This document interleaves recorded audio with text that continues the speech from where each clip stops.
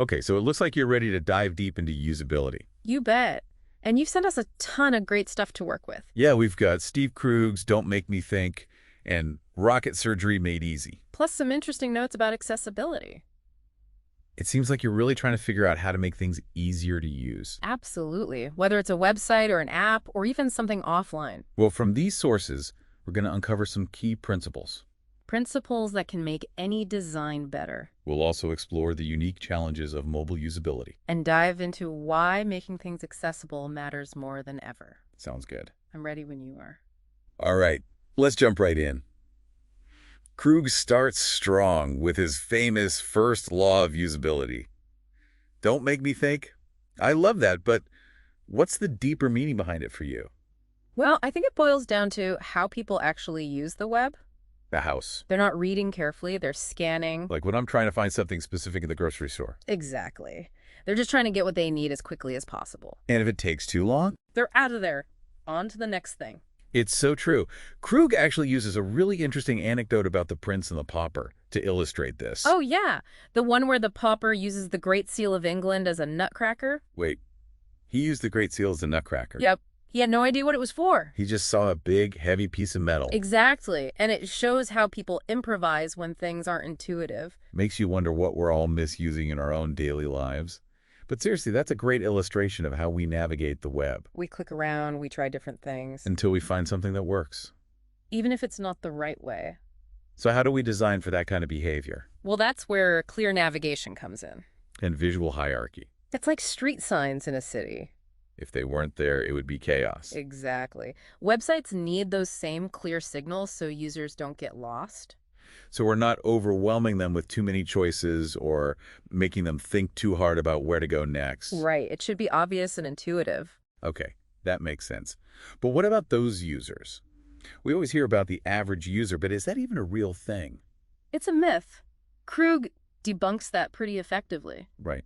He points out that a lot of the things designers argue about. You know those heated debates about design choices? Yeah, they often don't matter that much to actual users. It's like those endless arguments about drop-down menus. Turns out it's the overall design and flow that really matters. Okay, so how do you cut through all those opinions and get to what actually works? How do we know what users really need? Usability testing. It's the best way to get past those opinions. So you can see how people actually use something. Oh, and where they get stuck. And Krug has a really practical do-it-yourself approach to this, right? Yeah, he lays it all out in Rocket Surgery Made Easy. I love that title, by the way. It makes it way less intimidating. Exactly. Yeah. Well, what does that look like in practice? Well, it's definitely not like those focus groups you see on TV. Oh, so it's not about opinions and feeling. Yep, it's about observing behavior. So, watching someone try to use your website and seeing where they trip up. You got it. Yeah. And Krug makes a great point about the power of even just a few tests. Yeah, he says you can uncover more problems in a half a day of testing than you can fix in a month. It's true, and it gives you that laser focus. You know where to prioritize those fixes. Right. He calls it going after the low-hanging fruit. I love that. Get the easy stuff out of the way first. Exactly. It's all about maximizing your impact. Okay, speaking of making an impact, let's talk about mobile. The mobile world is a whole different ballgame, isn't it? Oh, tell me about it. I get so frustrated with slow-loading websites on my phone. I know what you mean. And then there are those tiny buttons that are impossible to tap. Like the ones on that CBS News site. Yeah, that's a classic example of what not to do. It's like they didn't even consider how people actually use their phones. So, how do we avoid those pitfalls? What are the keys to designing a great mobile experience? Well, it's all about understanding the constraints of mobile. Like the limited screen space. Exactly. And the need for speed. People are on the go. They don't have time to wait for things to load. So we need to make things fast, clear, and easy to use. Krug talks about affordances. Affordances, what are those? It's basically how clickable things look on a touchscreen. Oh, like making sure buttons are big enough to tap on easily. Exactly. And then there's the whole challenge of mobile testing. Right, because you can't just sit someone down in front of a computer. Krug came up with this crazy Brundlefly camera rig. Wait, Brundlefly? Like the movie? Yep. He rigs up a camera to attach to a mobile device. So you can see what's happening on the screen and see the user's fingers at the same time. Exactly. It's a brilliant low-tech solution. That's so Krug, always coming up with these creative solutions. Okay, I want to shift gears for a minute and talk about something else he talks about. The reservoir of goodwill. What are your thoughts on that concept? I love it. It's such a powerful way to think about user experience. Explain it for our listeners who may not be familiar with it. It's the idea that every user comes to your site or app with a certain amount of goodwill. Like they're giving you the benefit of the doubt. Right. But every time they encounter a frustration, Like a slow loading page or a confusing form. you're draining that reservoir. Eventually. It runs dry. They got enough. I've definitely experienced that. We all have. It's like that website that makes you create an account just to browse. Oof, yes. Talk about a goodwill killer. But you can also do things to increase goodwill, Yeah. making sure important information is easy to find. Or providing clear and helpful error messages. And just being honest and transparent with your users. It's about treating them with respect. Absolutely. Building that trust is so important. Okay, this is all fantastic stuff, but I want to move on to something else that's really crucial. Accessibility. It's such an important topic, and I think there are a lot of misconceptions about it. Oh, I agree. People often think it's just about screen readers for the visually impaired. Right, but it's so much more than that. Krug really nails the ethical imperative behind it, It's about making the web work for everyone. regardless of their abilities. I love how he frames it not just as a legal requirement, but as a moral obligation. Exactly. It's about creating a more inclusive and equitable web. But I imagine some common arguments for accessibility fall flat for designers and developers. Yeah, sometimes. Like the argument that only a small percentage of users have disabilities, so it's not worth the effort. Or that making things accessible will compromise the design. Those are definitely outdated ways of thinking. Krug has a great example of a taxi sign he saw in Chicago. Oh, the one with the braille? Yes. It was integrated so seamlessly. It didn't detract from the design at all. It actually enhanced it. It's a perfect example of how accessibility can be both functional and beautiful. So what are some things people can do right now to improve accessibility? Krug highlights 4 key actions. Okay, lay 'em on us. First, make sure you're using alt text for all images. So screen readers can describe them to visually impaired users, Right. Second, make sure all content is accessible by keyboard. because not everyone can use a mouse. Exactly. Third, ensure good contrast between text and background colors. For readability. Yep. And lastly, if you're on a platform like WordPress, use an accessible template. Those are great starting points. Mhm. And thankfully, they don't require a total website redesign. Speaking of starting points, I'm curious, how do you even begin to advocate for usability within an organization? Some people might be working in environments where usability isn't seen as a priority. How do you get stakeholders on board? Well, Krug has some really practical advice for that. Oh, good. I was hoping he would. He emphasizes highlighting the value of usability. So showing how it can actually benefit the business, Right, and one of the best ways to do that is to show them real user struggles. like through usability testing. Exactly. Invite them to observe a session. I bet that would be way more persuasive than any PowerPoint presentation. You bet. Seeing is believing, right? And he also talks about doing competitive usability tests. Oh yeah, that's a great one. So you can see how your competitors are doing things. And identify areas where you can improve. And it's a way to highlight best practices without making anyone feel personally attacked.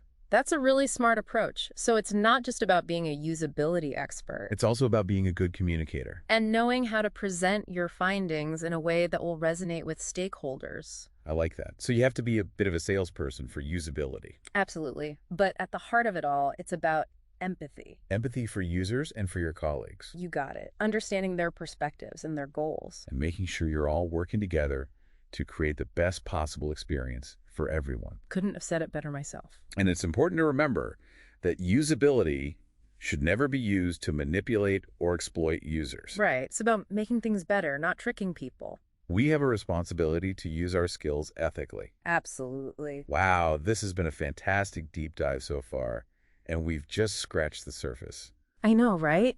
There's so much more to explore. We've covered so much ground already, from Don't Make Me Think and debunking that average user myth to really getting our hands dirty with usability testing. I know, right? Yeah. Even on a tight budget.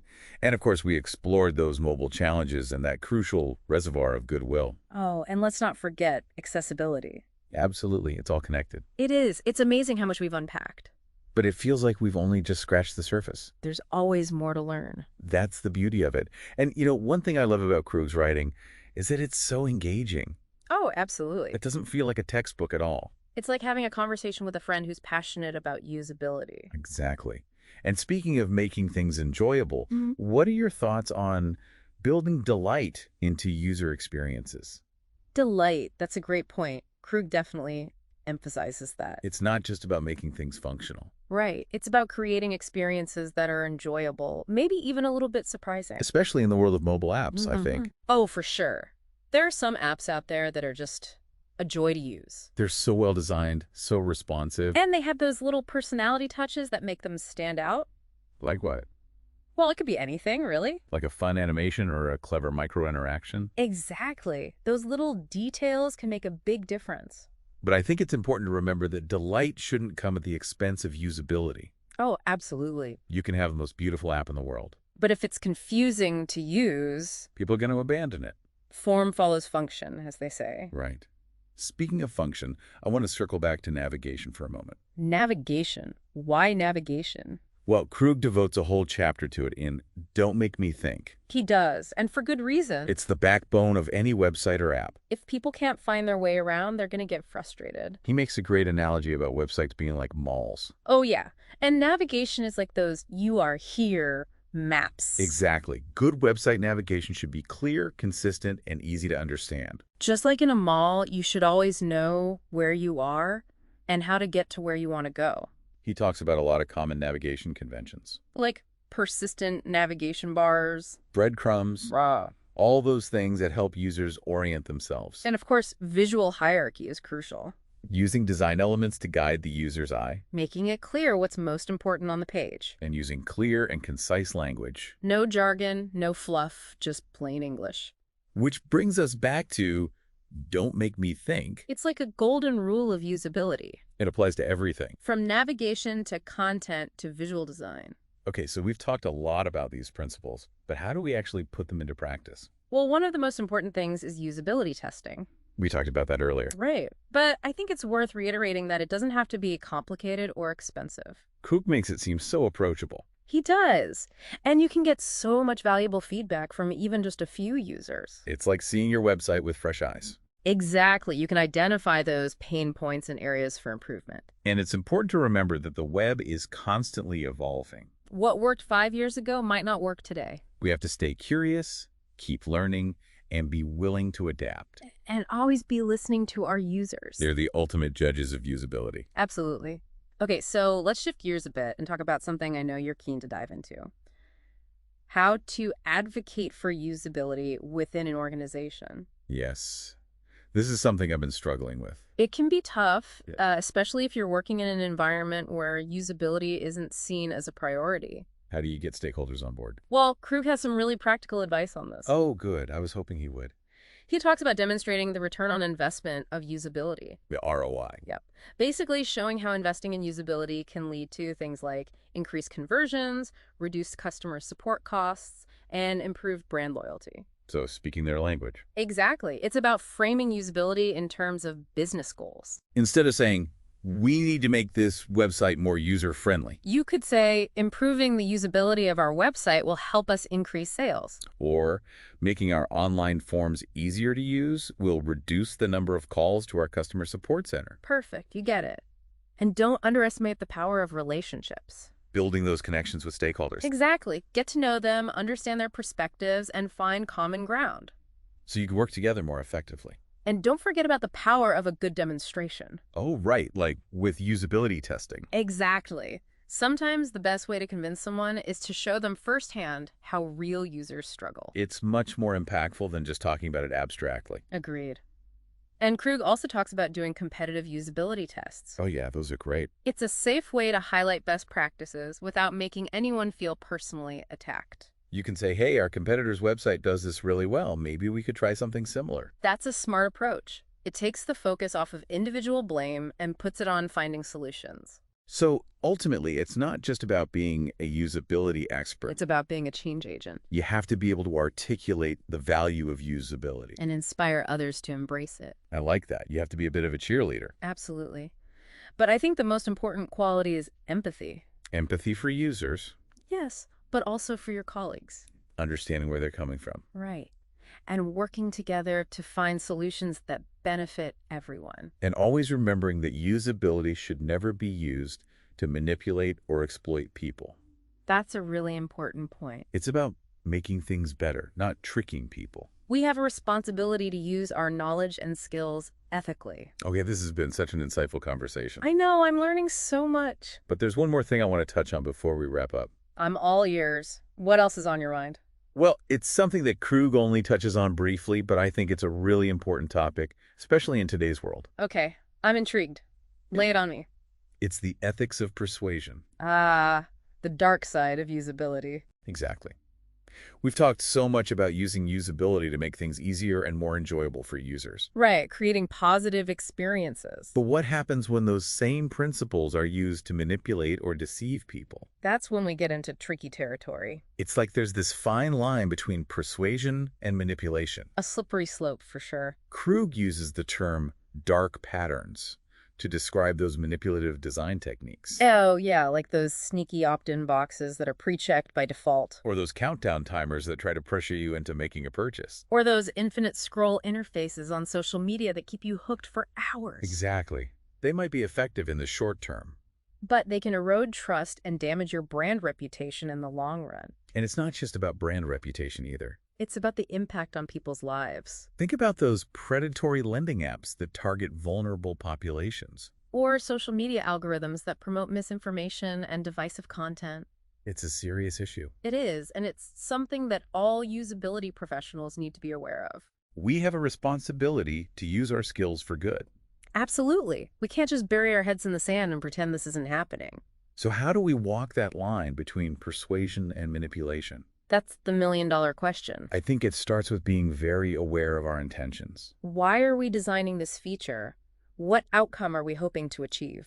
And does that outcome align with the user's best interests? We have to constantly be questioning our own assumptions and motivations. And being transparent with our users. If we're using persuasive design techniques, we need to be upfront about it. And give users the information they need to make informed choices. We also need to know where to draw the line. There are some things we should just refuse to do, no matter how effective they might be. We have to have strong ethical principles. And be willing to walk away from projects that violate those principles. It's not always easy.